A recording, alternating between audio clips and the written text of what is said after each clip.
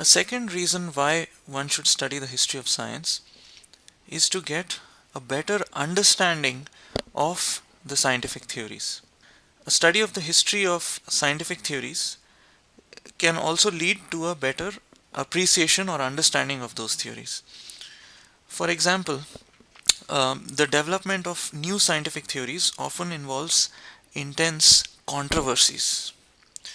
We often find that some of the best scientific minds of that time opposed a new theory that eventually ends up being successful. So, knowing how people argued for and against a theory and how the theory was modified and elaborated in response to those controversies is bound to lead to a better understanding of that theory. And if you understand that theory better, then you can also do a better job in applying that theory to solve problems. So, the history of science can indirectly help you in doing better in your exams, although that is not its main purpose, but just a good side effect. A third reason why one should study the history of science is to have a better appreciation of human creativity. Scientists are supposed to be creative. The act of coming up with a new scientific theory that no one else invented before is ultimately a creative act. So when we look at the history of science, we might also better understand what exactly were the creative ideas in various theories. And looking at various examples of human creativity at work in human history might teach us something about how to be more creative ourselves. A fourth reason why one should study the history of science is to dispel myths about science. A look at the history of science can also help in dispelling various myths about science that we might have inadvertently acquired. For example, many people believe that Copernicus was the first person to theorize that the earth moves around the sun. Prior to him, people think that everyone believed that the sun moves around the earth. But when we look at history, we find that in the Western tradition, the first extant reference to heliocentrism is by Aristarchus of Samos. Aristarchus was a Greek who lived in the 3rd century BCE, and he was from the Greek island of Samos. So why is Copernicus's position so significant then that the period which is known as the scientific revolution is said to begin with the publication of his book, putting forth heliocentric ideas? We'll look at this question later when we specifically take up the scientific revolution for study.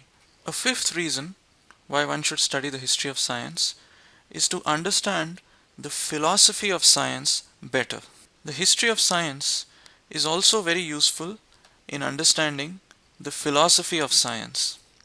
Philosophy of science deals with questions like what is the difference between science and pseudoscience, or science and non-science? Are scientific theories true?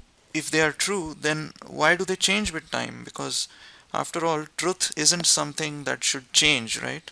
And how do they change with time? Is it true that the general pattern is of a continuous progress in scientific knowledge over time? Is there a single method that is common to all of science? What is the basic structure of scientific reasoning? That is, how do scientists reason? How do they justify any theory? How do they combine observations and experiments with reasoning to prove a theory? These are all questions from the philosophy of science for which it's important to look at historical data to see how scientists in the past reasoned. How did they defend their theory? What methods did they use? How and why certain theories were replaced by others in history? So, given all these benefits of learning about the history of science, it's disappointing to see that when people study history in school, they only learn about the history of political and economic systems, the history of empires and military conquests, which wars were fought, when, which king won what battle, what trade looked like, how society was structured into different classes, and so on. I mean, these questions are certainly important, but the history textbooks miss out on the history of scientific ideas, even though science has had such an enormous influence on human society.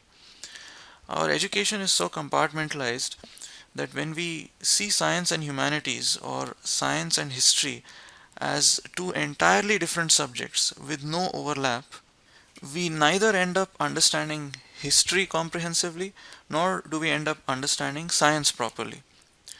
So, the history of science can indirectly help you in understanding both history and science. In reality, we can study science using the lens of history, which is what the history of science is about.